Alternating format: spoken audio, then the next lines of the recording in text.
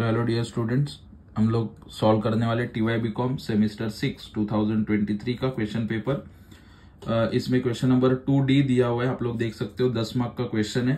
Determine the time of supply in each of the following cases as per the provisions of GST act. तो time of supply ढूंढना है। देख सकते हो time of supply किसका ढूंढने के लिए बोला है, सर्विसेज का। ओके, तो यहाँ पे सीरियल नंबर है, date of supply of service, date of invoice and date of receipt of payment. 3 dates आपको दिया हुआ है। तो 3 डेट में से एक डेट आपका आंसर होगा।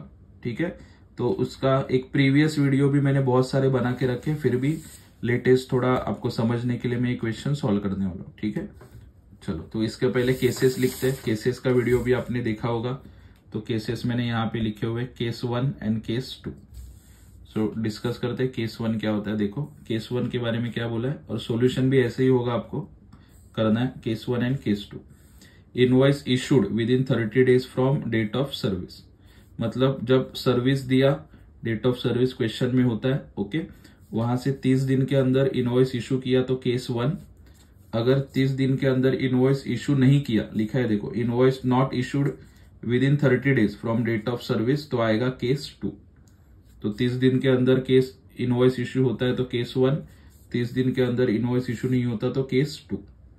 ठीक है, तो केस 1 में क्या आएगा, देखो इनवॉइस अगर इशू किया 30 दिन के अंदर तो 2 चीजें आपको देखनी है, डेट ऑफ इनवॉइस और डेट ऑफ पेमेंट। इन दोनों में से लेना है which ever is earlier. Okay, ध्यान में रखने का, डेट ऑफ इनवॉइस और डेट ऑफ पेमेंट दोनों में से विच एवर इज अर्लियर।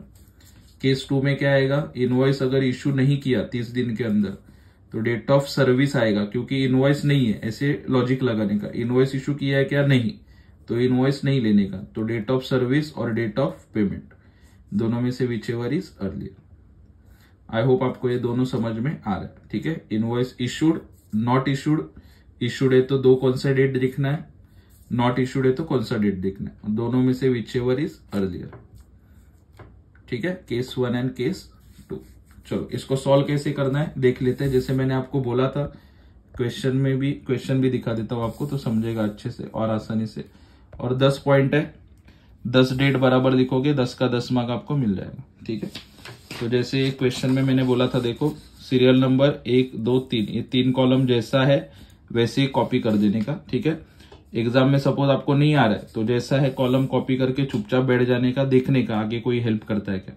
ठीक है, चलो देखो, तो टेबल बना के रखा है मैंने। Serial number, date of supply, date of invoice, date of receipt of payment.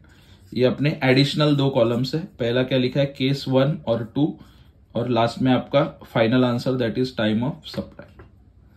चलो डिस्कस कर लेते हैं, केस आपको पता है। ठीक है, चलो लेट्स सी। पहला date of supply of service है। सर्विस का डेट है 12 अक्टूबर 23 और इनवॉइस इशू किया था 1 नवंबर। तो 12 अक्टूबर और 1 नवंबर मतलब 30 दिन के अंदर ही इशू किया है ना इनवॉइस। डेट का गैप देख सकते हो, 18 और 19वें दिन ही इशू कर दिया, तो केस क्या आएगा, 1। ओके, फिर से क्या बता रहा हूं, सर्विस का डेट देखो, इनवॉइस का डेट देखो, 30 दिन के अंदर ही इशू किया है ना, तो केस 1।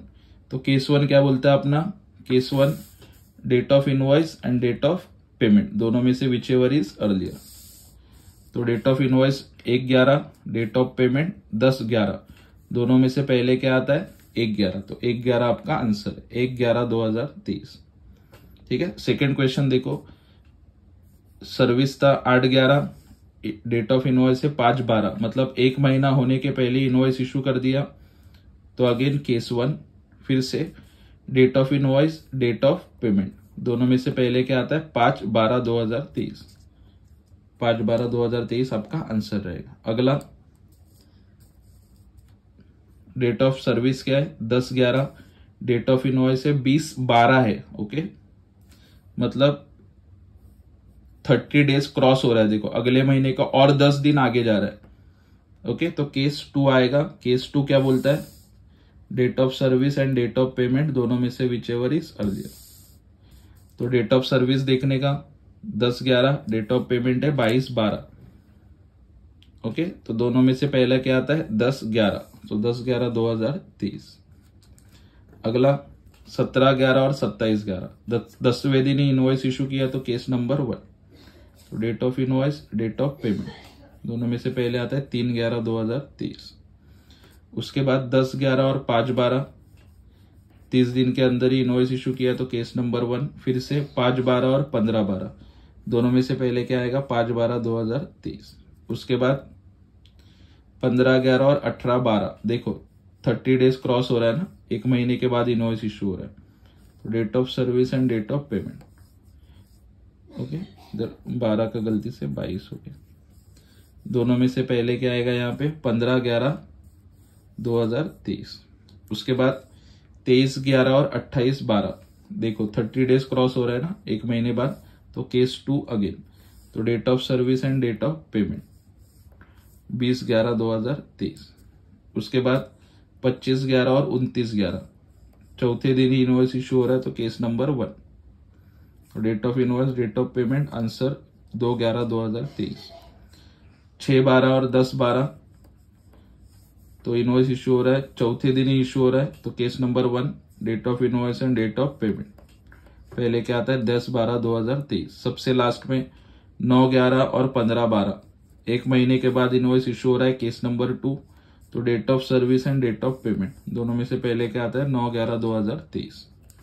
तो वीडियो पॉज कर लेना आराम से, पहले ये केसेस समझ लेना, केसेस लिख लेना, बाद में ये सॉल्व कर देना। एकदम इजी क्वेश्चन है, 10 पॉइंट बराबर लिखने के आपको 10 मार्क मिल जाएंगे, ठीक है। और ये वीडियोस अपने फ्रेंड्स के साथ भी शेयर करो ताकि उनका नॉलेज भी बढ़ सके। And keep following and keep supporting Bagwe sir's Gyandeep commerce classes. Thank you so much.